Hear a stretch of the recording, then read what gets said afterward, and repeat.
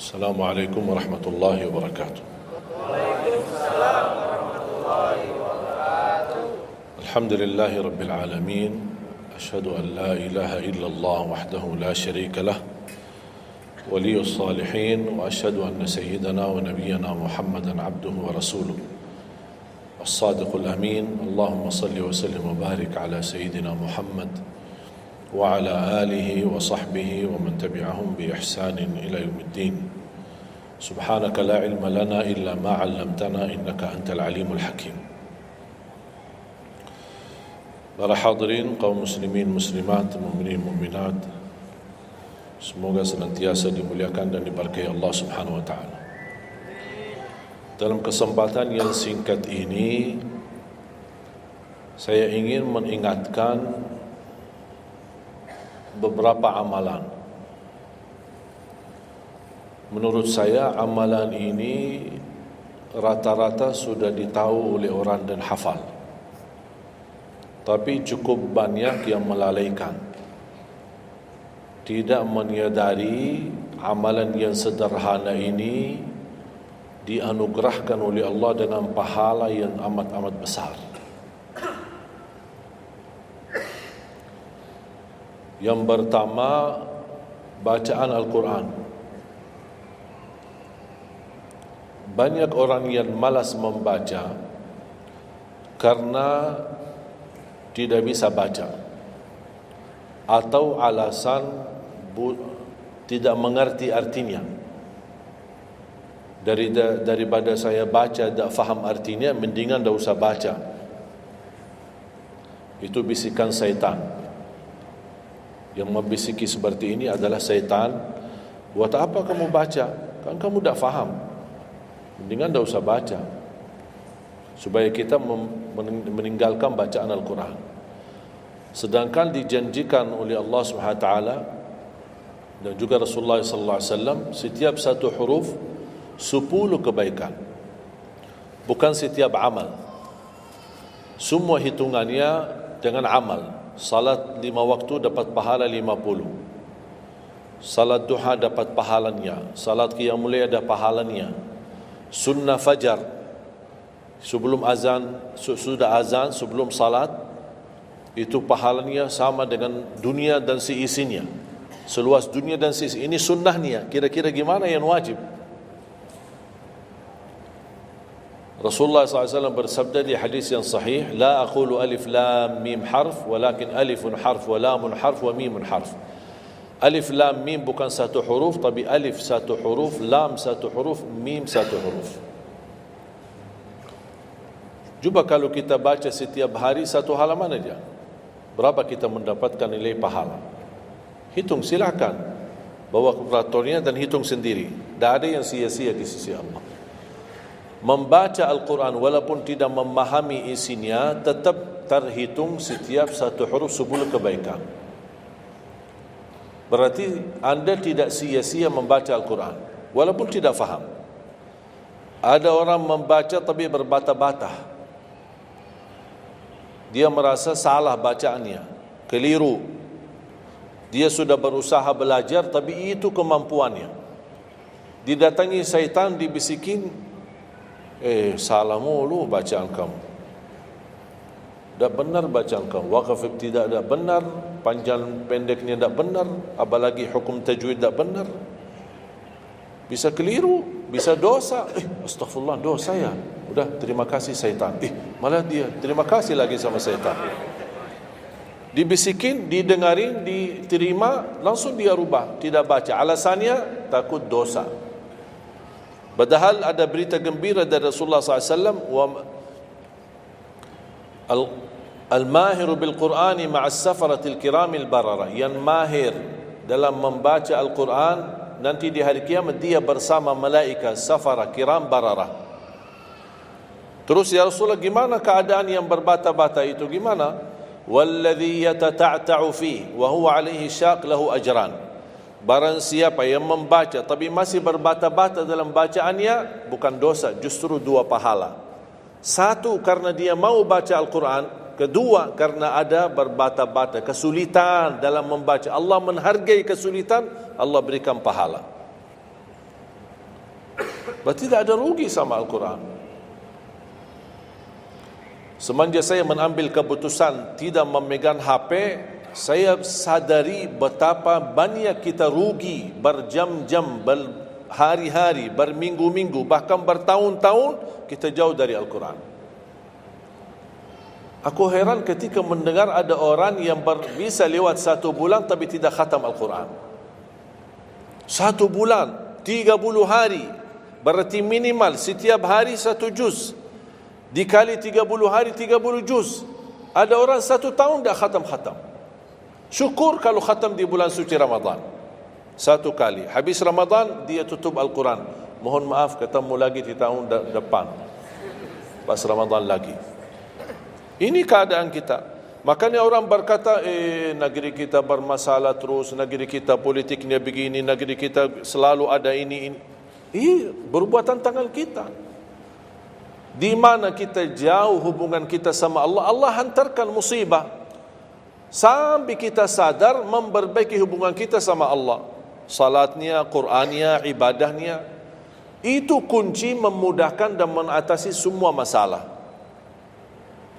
Silahkan rubahkan pemimpinnya berkali-kali, rubahkan aturan negaranya berkali-kali, tidak akan bisa terjadi kebaikan kecuali hubungan kita dari Allah Subhanahu Wa Taala. Semakin baik hubungan kita, semakin dekat Allah yang urus. Tapi kalau kita mengurus sendiri dan kita jauh dari Allah, ya silakan. Kata Allah, silakan. Wakaltuhu ila nafsi, aku tinggalkan dia untuk dirinya sendiri. Dan siapa kira-kira yang bisa mengurusi dirinya kalau bukan pertolongan Allah Subhanahu Wa Taala?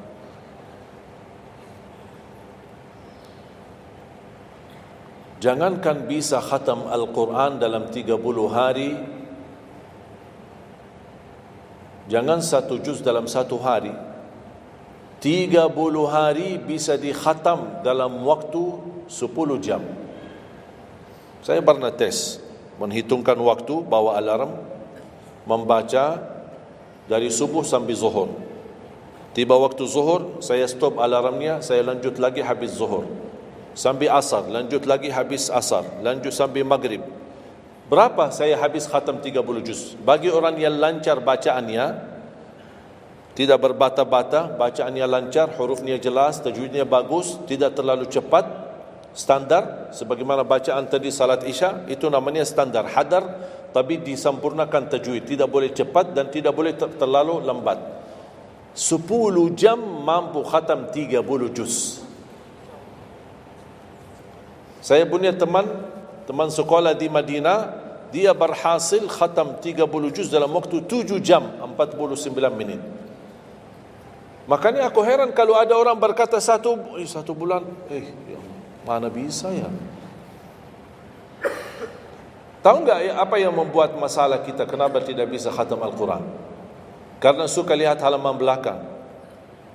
Begitu buka baru mulai Al-Baqarah, Alif Lam Mim Dzalikal, buka terus halamannya. Sambil baca kita buka 600 sekian, kapan habisnya?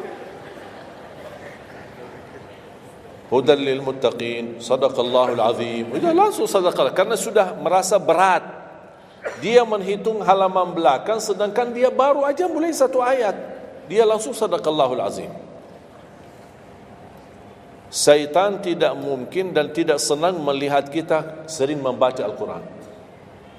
Kalau orang dulu susah baca Al-Quran wajar, karena susah menemukan Quran.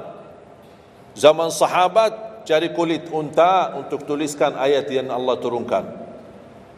Ada potongan ayat di Sayyidina Utsman, ada potongan ayat di Sayyidina Abu Bakar, ada potongan ayat di sana sini. Coba kumpulkan, susah. Makanya semuanya larinya kepada sahabat yang begitu datangnya wahyu, mereka langsung mendengar dari Rasul, langsung bisa hafal. Seperti Sayyidina Ubay bin Ka'ab radhiyallahu an, Zaid bin Thabit radhiyallahu an, Anas bin Malik radhiyallahu an, Uthman bin Affan. Jadi mereka datangin para penghafal Quran. Tidak ada mushaf, tidak ada Quran. Dah ada HP bisa download Al-Quran 30 juz. Gimana? Tapi mereka tidak pernah tinggalkan Al-Quran. Bahkan ada di antara sahabat yang setiap malam tahajudnya khatam 30 juz dalam 1 tahajud. Coba bayangkan, kira-kira alasan kita apa? Quran sudah di mana-mana, dalam segala terjemahan, warna-warni, tajwid, semua ada. Yang bagus, yang besar. Maaf, mata saya, ada yang besar, ada segede meja ini, ada. Susah menemukan, alhamdulillah HP bisa sekarang isinya 30 juz, bisa dibawa kemana-mana, tak usah pusing mencari Al-Quran. Semua kemudahan, semestinya kita mampu mengalahkan sahabat Rasul, karena kita semua fasilitas ada. Apa yang kita mau bilang sama Allah? Ada seorang, mungkin Bapak Ibu pernah nonton di acara Hafiz Indonesia, namanya Kaila, buta. Dia setiap hari, saya tanya, kamu berapa murajaah bacaan Quran setiap hari? 5-7 juz. Buta, 5-7 juz. Saya kaget, tak panyakan, kan kasihan kamu. Dan kebetulan kamu sudah punya uzur, kamu dah baca Al-Quran sama sekali, ana yakin Allah maafkan. Buta, dah bisa. Tahu enggak jawabannya apa? Saya malu sama Allah menjadikan buta saya alasan tidak baca Quran. Ini anak usia 7 tahun, malu sama Allah menjadikan buta, padahal ini ujian. Butanya dari Allah, bukan dari dirinya. Tapi dia malu menjadikan buta itu alasan tidak baca Quran. Bertanya saya, alasan antum apa? Apa alasan? Sibuk, belum ada waktu. Ya, saya maklum, belum ada waktu. Memang dunia ini bikin stres, makanya tidak ada waktu. Saya nasihatkan mulai hari ini, jangan kasih Al-Quran sisa waktumu. Dalam istilah, kalau ada sisa waktu, insya Allah saya baca Quran. Kalau itu niatnya, dah bakalan. Tapi tolong utamakan Al-Quran dalam sehari-harimu. Minimal mulai harimu baca Quran, tutupi harimu baca Quran. Jangan tunggu sisa waktu. Wallahi Al-Quran keberkahannya luar biasa. Kesumbuhan, petunjuk, keberkahannya menjaminkan ke surga, selamat siksa neraka, selamat dari siksa kubur. Banyak anugerah. Sayang, kadang-kadang kalau kita mendengar ada seorang da'i atau seorang ustaz, materi-materi bukunya bagus, isinya bagus, kita kejar. Di mana buku itu jual? Kita cari informasi, di mana buku itu jual? Ini tulisan manusia, kita kagumi, kita banggakan, kita suka dan kita ikuti, bahkan kita kejar di mana-mana. Al-Quran kalamullah. Masa kalam manusia lebih mulia di hati kita daripada kalamullah? Silahkan, boleh kagumi apa penyampaian ustaz, da'i, tapi jangan melebihi apa kata Allah. Jangan kita terharu ketika mendengar seorang berceramah, tapi berkali-kali kita simak ayat suci Al-Quran, tidak pernah meneteskan air mata, seperti mendengar surat kabar atau koran. Masalah. Ternyata ucapan manusia lebih menyentuh hati. Padahal kata Allah, kalau Al-Quran diturunkan di atas gunung bisa hancur jadi tanah basir. Kembali lagi, jangan lewat satu hari belum baca Quran. Tidak bisa baca, masih bisa simak, dengar. Setelkan murattal dari HP-mu. Manfaatkan kondisi macet di Jakarta. Manfaatkan. Lagi naik motor, taruh apa ruginya? Ruginya apa? Simpan handsfree di telinga, ya sambil bawa motor. Dengarin ayat suci Al-Quran. Nikmat, berkah, dalam lindungan Allah, disertai malaikat. Apa ruginya? 1 jam di dalam perjalanan, tidak ada rugi. terhitung memang umur kita, tapi sudah diisi mendengar Al-Quran. Juga banyak waktu, nikmat. Kalau saya merasa kesibukan mengganggu sampai tidak ada luang waktu cukup untuk saya bisa baca tilawah di rumah, saya menikmati di jalan.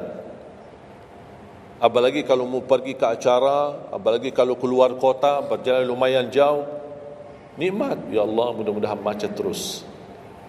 Nikmat. Macet ini jadi nikmat. Dah fikir macetnya karena lagi melihat Al-Quran. Beda sama orang, hanya sepanjang berjalan chat HP, HP. Merasa bosan. Sudah semua chat sudah dilewati, semua SMS sudah dibalas, semua pesan-pesan sudah dibaca. Akhirnya bosan. Macet mulu ini Jakarta. Nanti temannya di sebelah, kalau bukan macet, bukan Jakarta loh. Itu habis waktu, sia-sia. Padahal Al-Quran ini kita baca tidak mesti dalam keadaan wudu. Apalagi kita dalam perjalanan, kita naik motor atau naik mobil, kita bisa dengan handphone kita, HP kita. Ada orang terus, gimana saya membawa Al-Quran terus saya tidak berwudu? Kan kamu menyentuh HP, bukan menyentuh Al-Quran. Bersentuhan dengan HP. Jadi saya harap, sekali lagi mohon dengan sangat, kalau boleh terima permohonan saya, tolong tinggikan perhatianmu kepada Al-Quran. Ingin berkah rezeki, berkah umur, sihat wal afiat, bahagia selamat dunia akhirat, tolong perhatikan Al-Quran. Semakin banyak perhatian kamu kepada Al-Quran, semakin banyak perhatian Allah kepadamu. Terserah kamu milih. Mau dapat perhatian dari Allah cuma 1 jam, ya udah 1 jam aja baca Quran. Mau perhatian dari Allah selalu, udah selalu bersama Al-Quran. Karena ini Al-Quran kalamullah, bukan makhluk, bukan diciptakan, diturunkan. Kalamullah, ucapan Allah subhanahu wa ta'ala. Masa kita tidak tertarik? Cukup karena ini kalamullah, itu sudah cukup membuat kita tertarik. Masa kalam manusia lebih kita tertarik daripada kalamullah? Belum apalagi dijanjikan setiap satu huruf 10 kebaikan.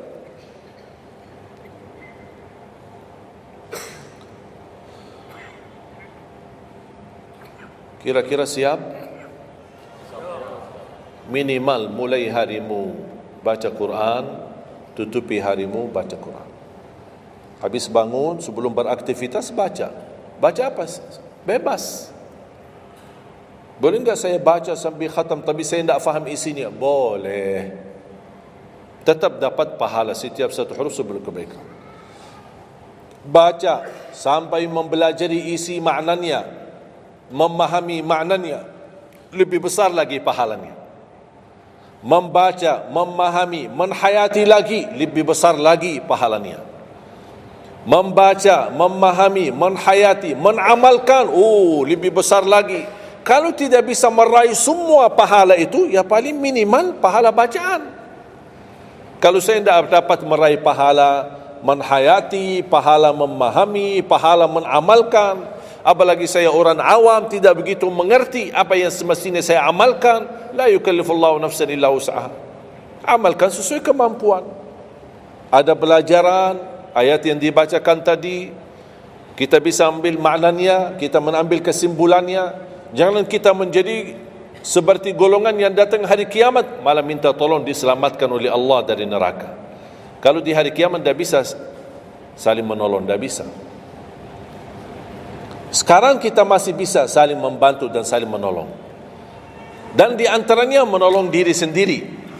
Jangan menunggu di hari kiamat. Jangan kita bisa menolong, tolong menolong. Di hari kiamat orang tua tidak bisa menolong anaknya. Anaknya pun larikan diri daripada orang tua. Tak ada yang mau kenal. Cuba baca akhir surat Abasa. Yauma yafirrul mar'u min akhihi. Di hari itu kakak adik melarikan dirinya dari saudaranya.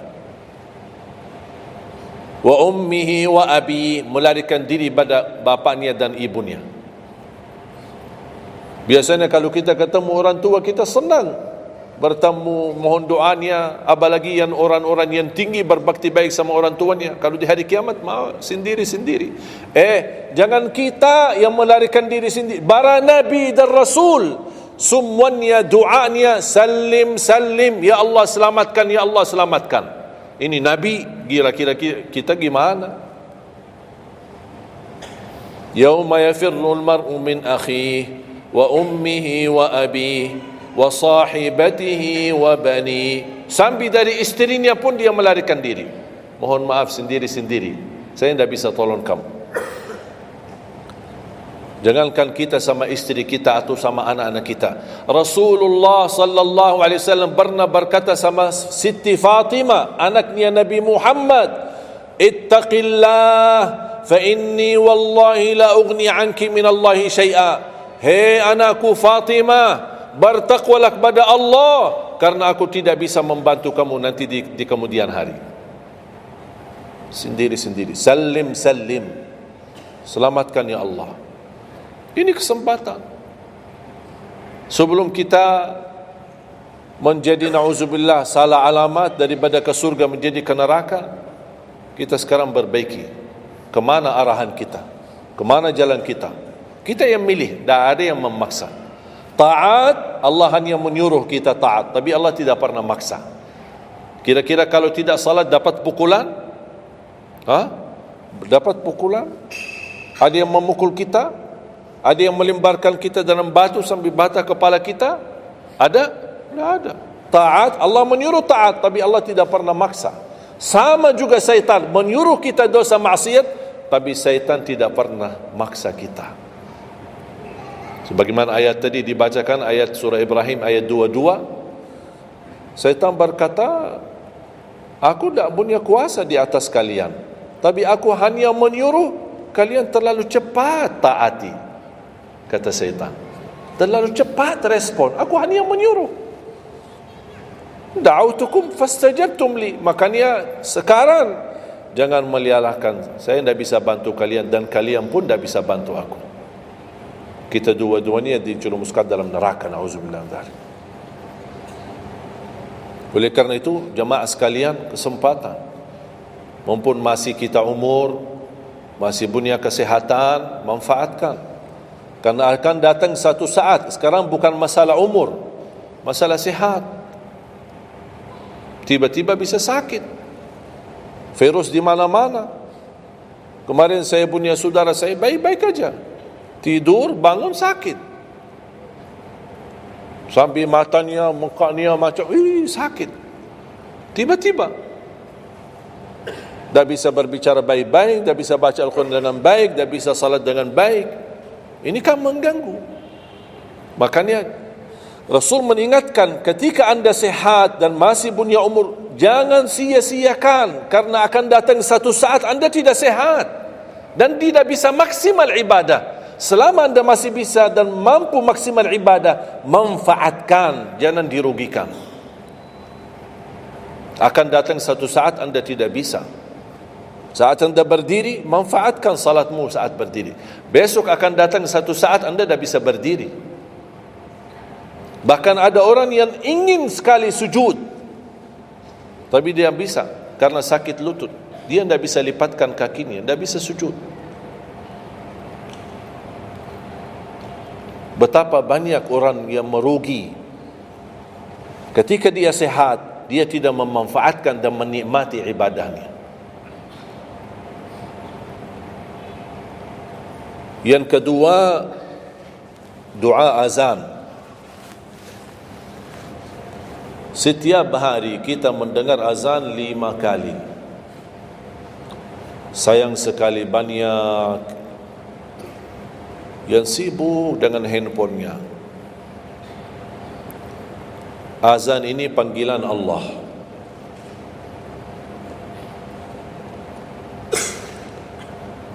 Barang siapa, kata Rasulullah SAW, mengikuti perkataan muazzin,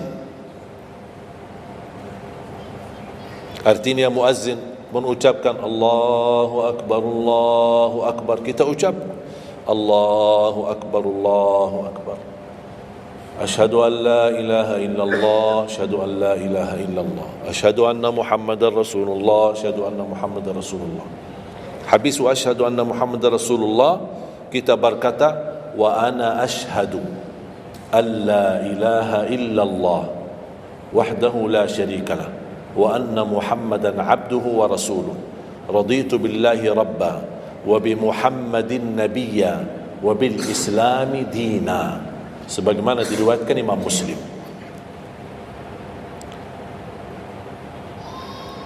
Hayya 'alas salah, kita jawab la haula wala quwwata illa billah.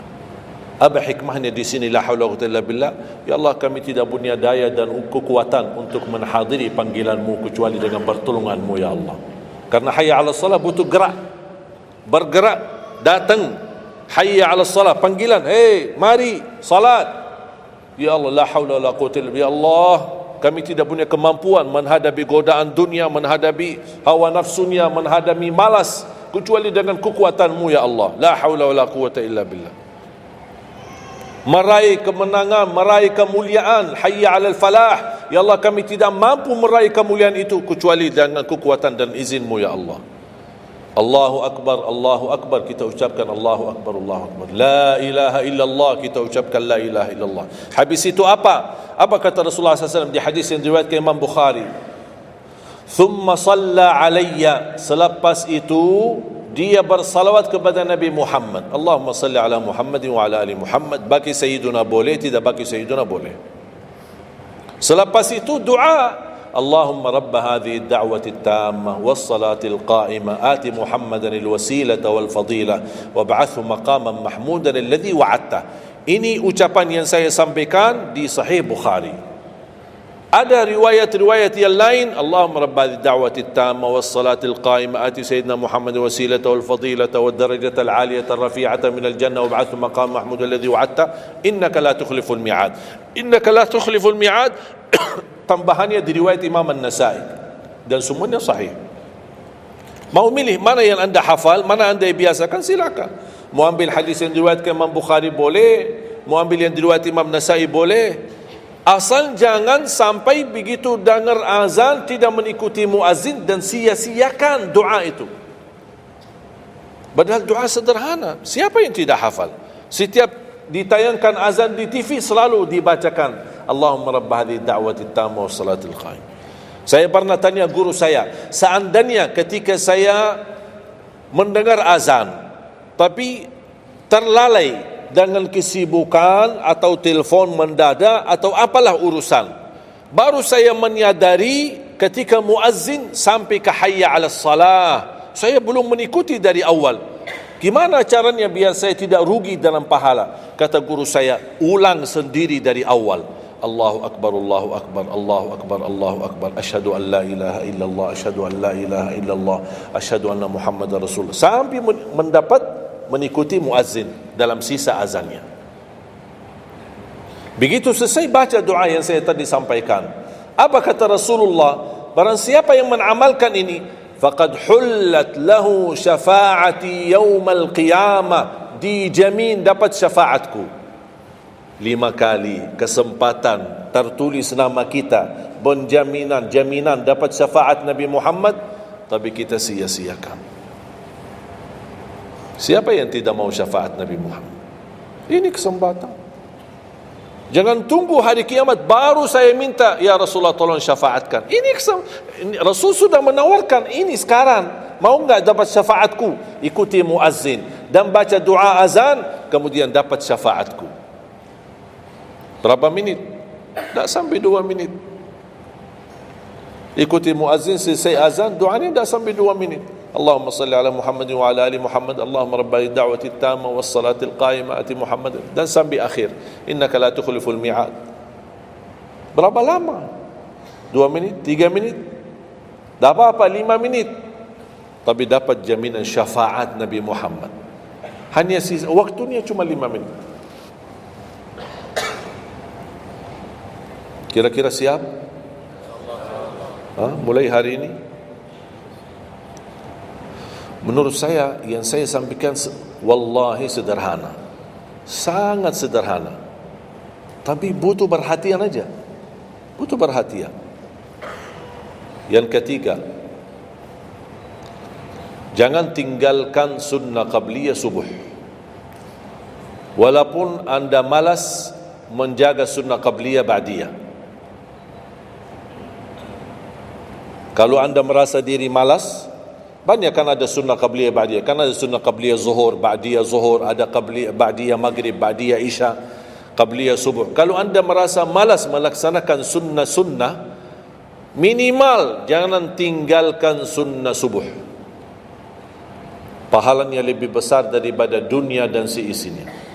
Walaupun anda telat bangun, sudah kesiangan, tetap wajib ambil air wudu, laksanakan sunnahnya, baru salat subuhnya. Walaupun anda bangun jam 11 siang. Tetap banyak orang karena ketiduran dan terlewat waktunya, dia tidak salat subuh. Terus ini hutang, wajib bayar. Dan tidak bisa besok ganti subuh 2 kali. Tidak ada di dalam agama. Subuh, ya udah, ya Allah, nawaitu salat subuh yang kemarin karena saya ketiduran lillahi ta'ala. Tidak bisa. Apa kata? Ini bukan, mohon maaf, ini bukan kata saya. Supaya orang jangan, ini pendapat baru. Bukan kata saya, tapi kata Rasulullah SAW. Bukan kata Majlis Ulama Indonesia, bukan kata saya, bukan kata siapa-siapa. Kata Rasulullah sallallahu alaihi wasallam di hadis yang sahih, "Man nama an salatin aw nasiyaha falyusalliha mata dzakaraha, la kaffarata laha illa dzalik." Ya Allah, terima kasih ya Rasulullah. Sepertinya Rasul sudah diberitahu umatnya bakal ketiduran banyak dari salat. Makanya sudah diberikan solusi. Seandainya ketiduran, ini juga kata Rasulullah, man nama an salatin, silahkan nanti anda pas pulang buka di Google, biar lihat sanad hadisnya ni. Oh, Syekh Ali kau bawain hadis yang dah benar ni. Silahkan. Tahu, kenal enggak Syekh Google? Syekh Google kenal? InsyaAllah semua ilmu dia tahu. Tinggal masukin aja.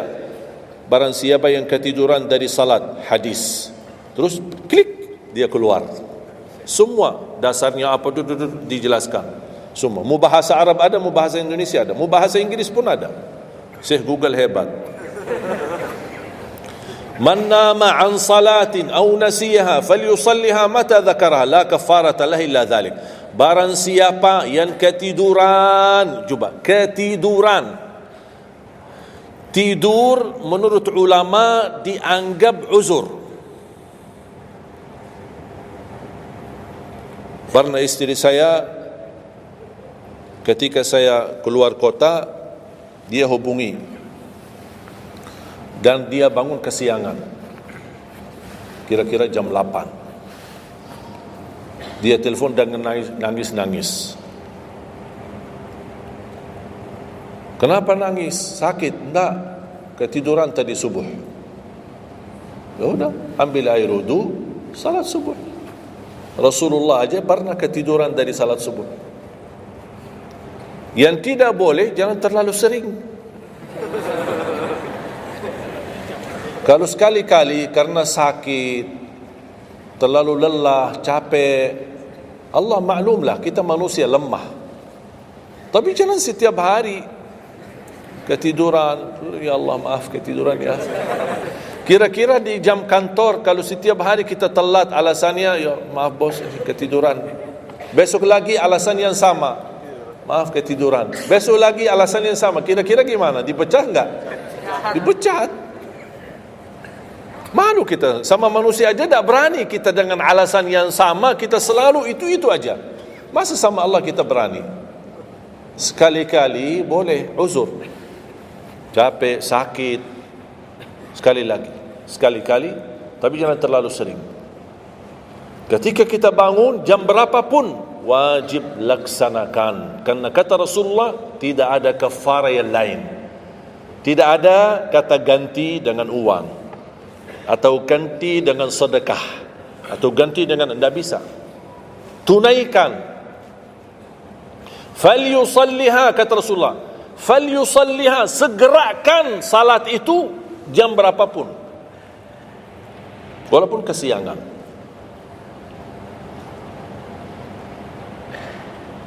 Jelas? Sering ya ketiduran ya? Uzur. Saya juga berapa kali ketiduran.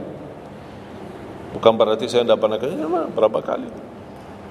Bisa ada orang habis tahajud, terlalu lelah, capek, dia mau hanya istirahat saja di atas sajadahnya. Pas bangun sudah jam 7. Padahal Masya Allah tahajud. Semangatnya tahajud tapi ketiduran salat subuh. Makanya ini harus disesuaikan kemampuan. Anda merasa diri kalau salat tahajud 8 rakaat, bangun jam 2, ya Allah kuat, tidak kuat ini. Kembali kepada kemampuan. Tahajud tidak harus 8 rakaat. Tahajud tidak harus 20. 2 rakaat, tutup witir sudah tahajud. Dan tahajud pun salat malam tidak harus tidur dulu. Ada orang, harus tidur walaupun tutup mata sebentar terus buka lagi. Ini ilmu baru di Indonesia ini. Saya pernah share satu video, ada satu komen dari jamaah, enggak, saya belajar harus tidur dulu walaupun tutup mata sebentar terus buka lagi. Kembali kepada kemampuan. Ada yang biasa tidur, bangun tengah malam, sepertiga akhir, itu lebih afdal. Tapi ada yang tahu dirinya, kalau saya tidur mana bisa bangun. Udah, mendingan daripada tidak ada tahajud malam itu, mendingan kita salat. Dan ini bukan kata saya, dan bukan kata ulama, tapi kata Rasulullah sallallahu alaihi wasallam. Sebagaimana di hadis yang sahih kata Abu Hurairah radhiyallahu an, pernah Rasulullah menwasiatkan aku jaga witir sebelum tidur. Berarti Rasul mengizinkan kita melaksanakan ibadah salat malam, di antaranya witir sebelum tidur. Umar bin Khattab radhiyallahu anhu punya kebiasaan witir sebelum tidur. Ditanya, kenapa witir sebelum tidur? Dia kata, saya takut meninggal dunia dalam keadaan tidur, belum tertulis nama saya sebagai ahli witir. Saya punya kebiasaan, habis pulang ke rumah, sebelum tidur ambil air wudu, salat 2 rakaat sunnah wudu, kemudian salat 2 rakaat muqaddimah witir, kemudian 1 rakaat witir, baru saya tidur. Kalau dapat bangun lagi, alhamdulillah bisa tahajud, tapi tidak boleh witir lagi karena sudah witir duluan. Sudah faham? Sederhana enggak Islam ini? Sederhana. Banyak orang yang berkeinginan tahajud, berkeinginan salat witir, tapi katanya harus tidur. Saya orang yang berat tidur. Kalau saya tidur mana bangun lagi? Udah, kesempatan bisa anda laksanakan sebelum tidur. Ada orang yang memang tidurnya aja akhir, jam 12, jam 1 baru dia bisa tidur. Yang mendingan daripada tidak salat malam sama sekali, mendingan salat dulu baru tidur. Dapat bangun, alhamdulillah. Tidak dapat bangun, sudah tertulis namamu, sudah salat, sudah ahli witir. Innallaha witir, yuhibbul witir, fa'autiru. Allah maha witir, Allah maha witir, Allah cinta witir, jagalah witir. Dan ini termasuk 2 sunnah yang Rasul tidak pernah tinggalkan, sunnah subuh sama sunnah witir. Sakit, sehat, mukim, di dalam kota, musafir, keluar kota, perang, aman, damai, tetap tidak pernah tinggalkan 2 sunnah itu, sunnah subuh sama sunnah witir. Itu kebiasaan Rasulullah SAW. Kalau anda merasa pun sakit, tidak bisa berdiri, tidak bisa qiyam, bisa anda laksanakan witir dalam kondisi duduk. Yang terakhir, ayat al-kursi.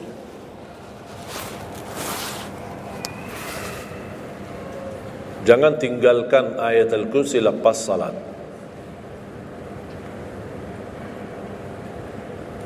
Jangan tinggalkan ayat kursi lepas salat. Salat wajib. Sama ketika mau tidur, cuma 1 ayat, tapi tahu enggak pahalanya apa? Kan habis salat kan ada zikir-zikir kan, istighfar, kemudian tasbih dan yang lain-lain. Di antaranya baca ayat kursi. Tahu enggak pahalanya apa? Ada yang pernah baca pahalanya apa? Barang siapa yang membaca ayat al-kursi setiap habis salat fardu, Laisa bainahu wa bainal jannati illa an yamut. Tidak ada sesuatu yang mampu menghalanginya masuk surga kecuali menunggu mati. Cuma baca ayat kursi. Dan ketika mau tidur,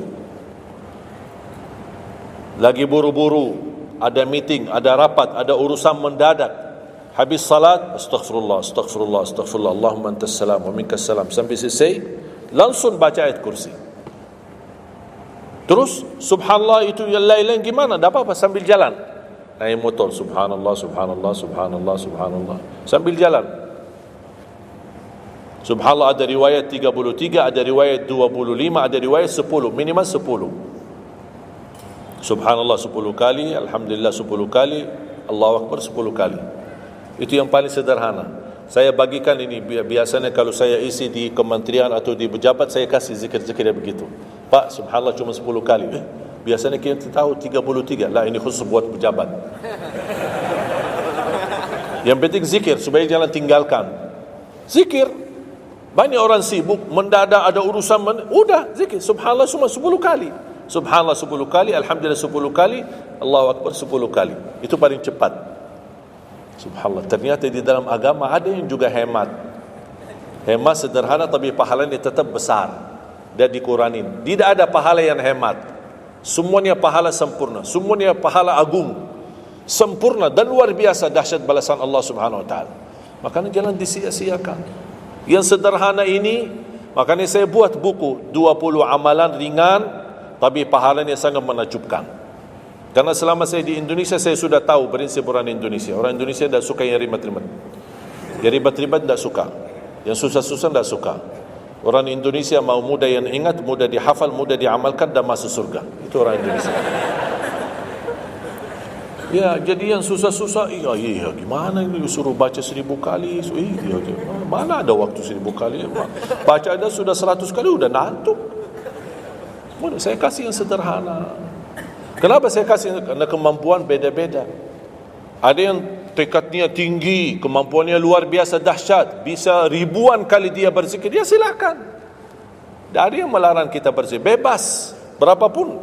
Tapi ada yang malas. Udah. Jadi alhamdulillah di dalam ajaran Islam kita ada malas ya, ini pilihan malas. Makanya saya bikin 20 amalan, dan ini buku 20 amalan ringan, pahalanya sangat menakjubkan, pahalanya sangat besar walaupun amalannya ringan, mudah, sederhana. Dan buku ini hanya laku di Indonesia, tidak laku di Arab. Karena cocok dengan budaya Indonesia. Saya sudah hafal budaya Indonesia. Sama dengan bacaan. Mohon maaf tadi kepanjangan insya. Pas begitu saya ingat merindukan kota Madinah, suasana Madinah. Pas di rakaat yang kedua, ya Allah, ini saya di Indonesia ini. Makanya saya tidak jadi panjang rakaat kedua, biar lebih cepat. Karena memang budaya ini tidak bisa panjang-panjang, lama-lama tidak bisa. Kalau kulhu bisa dibagi 2, terima kasih. Kita lihat tarawih kan salah satu contoh tarawih. Walaupun 23 rakaat jumlahnya banyak, tapi ayatnya pendek. Al-hakum qul al-asr qul al-humazah qul itu ya kan. Budaya. Kita kan hormati budaya, harus belajar. Walaupun ada sekarang ada beberapa masjid yang panjang, ya nanti balik kepada kemampuan, tapi tidak boleh saling menyalahkan. Ada orang yang suka, enggak, saya mau yang qul. Ya udah sana. Masih qul di sana, masih kita beda. Yang penting kita bisa jaga salat. Dan yang terpenting dalam salatnya adalah yang terjaga kekhusyuan. Bukan masalah jumlahnya, bukan masalah kepanjangannya, tapi kekhusyuan. Tumaknina, karena tumaknina rukun dalam ibadah salat. Sama seperti rukun qiyam, rukun baca al-fatihah. Tumaknina. Apa itu tumaknina? Ketenangan dalam salat. Bacaannya tenang, gerakannya tenang. Bukan kejar-kejaran. Imamnya baru baca Al-Fatihah, sudah amin, imam makmum belum selesaikan ini, terus dikejar imam. Imam Allahu Akbar, sami'allahu bihamdihi, Allahu Akbar, Allahu Akbar, Allahu Akbar. Imam makmum jadi kasihan. Kejar, dia tidak bisa baca. Makmum, wallahi makmum tidak bisa baca apa-apa. Hanya fokusnya bisa kejar imam. Yang penting jangan sampai tertinggal imam. Yang saya fikirkan, kasihan yang tua-tua, bapak-bapak. Gimana yang bapak-bapak? Kalau yang muda-muda masih bisa kejar imam, terus yang bapak-bapak gimana? Setiap gerakannya batuk 10 kali. Rukuk batuk lagi, sujud batuk lagi. Karena pelan-pelan gerakannya. Saya pernah ada satu kejadian ketika masuk salah satu kampung, kita lewati, saya mampir, samping saya ada bapa lumayan tua, gerakannya juga pelan-pelan. Yang saya kasihan, Imam Allahu Akbar. Saya suka pas ketika takbir, Allah. Bismillahirrahmanirrahim. Alhamdulillahirrahmanirrahim. Astagfirullahaladzim, saya kaget. Barusan enak, takbirnya enak kok. Bacaannya kenapa enggak? Ini pelan-pelan aja. Santai aja, santai. Walaupun baca satu ayat dua enggak, bukan masalah berapa banyak bacaannya. Yang penting kekhusyuan, tumakninah, karena rukun tumakninah. Allahu Akbar, sami'allahu liman hamidah. Saya lihat bapa ini yang sebelah saya. Saya masih bisa kejar imam. Bapa ini enggak kejar-kejar. Imam sudah rukuk, bapa belum rukuk. Begitu imam sami'allahu liman hamidah, bapa enggak jadi rukuk, dia ikut sami'allahu liman hamidah. Astaghfirullahalazim. Bas sujud, kita sudah sujud 2 kali, bapa kan pelan-pelan sambil batuk. Terus dia turun sujud. Pas dalam kondisi sujud, kita sudah berdiri, bapa kan baru dia turun, dia berdiri lagi. Astaghfirullahaladzim. Pas di rakaat yang kedua, saya megang tangannya, Pak, kita pulang aja deh. Biar bapa salat di rumah. Kasihan bapa tidak bisa salat, tidak bisa rukun, tidak bisa sujud, tidak bisa apa-apa. Makanya tumakninah bukan wajib, bukan sunnah, tapi rukun dalam salat. Dan tidak sah, walaupun salat sunnah, tidak sah salatnya seorang kalau dia tidak membawa tumakninah. Tidak sah. Disyiarkan, disharekan, diviralkan, dia bilang ada 23 rakaat 7 minit. Menurut saya tidak usah panjang lebar dibahas. Tidak sah, sudah selesai. Karena meninggalkan, sama dengan orang salat tapi tidak baca Al-Fatihah. Kira-kira sah tidak? Tidak sah. Gimana kira-kira bacaan Al-Fatihah? Oleh kerana itu jemaah sekalian, mari kita sama-sama, apalagi tidak lama lagi kita menyambut bulan suci Ramadan. Saya harap kita mencintai budaya kita, mencintai negeri kita, tapi harus hal yang perlu diluruskan, harus diluruskan. Apalagi yang terkait ibadah salat, tarawih. Tidak masalah masjid 11 rakaat, ada masjid 23 rakaat, jangan ribut. Tidak masalah. Yang mau 11 silahkan, yang mau 23 silahkan. Yang penting kita bisa melaksanakan salat dengan baik. Apalagi alhamdulillah sudah sekarang muncul banyak para imam-imam, pemuda-pemuda yang bacaannya merdu, yang bacaannya indah. Kita bisa menikmati suasana bulan suci Ramadan. Bacaannya tidak mesti panjang-panjang. Walaupun rata-rata di Indonesia jarang kita menemukan masjid yang khatam. Dulu saya ingat waktu saya masih di Lombok, kita ingat salat tarawih khatam 30 juz, dan salat tahajud 10 malam terakhir khatam lagi 30 juz. 2 kali kita khatam dalam 1 bulan Ramadan. Tapi ini karena permintaan dari lingkungan dan jamaah. Kalau tidak ada permintaan susah. Apalagi orang baru datang. Saya sering memperhatikan orang baru datang kayaknya salah masuk masjid. Pas begitu melihat imamnya kepanjangan, ini masjid apaan ini, mundur ke belakang. Pernah saya pas ketika lihat ada makmum mundur, saya baru masuk. Bapak mau kemana? Mau ambil wudu lagi. Pas habis salat saya tarik kanan kiri, tidak ada. Ternyata ambil wudu di rumahnya. Jadi karena tidak semua bisa, makanya tidak boleh kita saling menyalahkan, tapi kita harus saling mengingatkan. Saling mengingatkan. Mari kita sama-sama menjaga ibadah yang benar. Mari kita sama-sama menjaga ibadah yang khusyuk, ibadah yang tumakninah. Mudah-mudahan amalan-amalan yang saya sampaikan tadi, mudah-mudahan bisa diingat, bisa dihafal dan mudah diamalkan. Masih ingatkan? Atau perlu saya ulang? Amalan pertama, Quran. Minimal mulai harimu baca Quran, tutupi harimu baca Quran. Yang kedua, ikuti muazzin, sama juga disertai doa azan karena jaminan dapat syafaat Nabi Muhammad SAW. Yang ketiga, jangan tinggalkan qabliyah subuh sesudah azan. Walaupun anda bangun telat, melaksanakan salat subuhnya tetap didahulukan dengan salat sunnahnya. Terus yang keempat,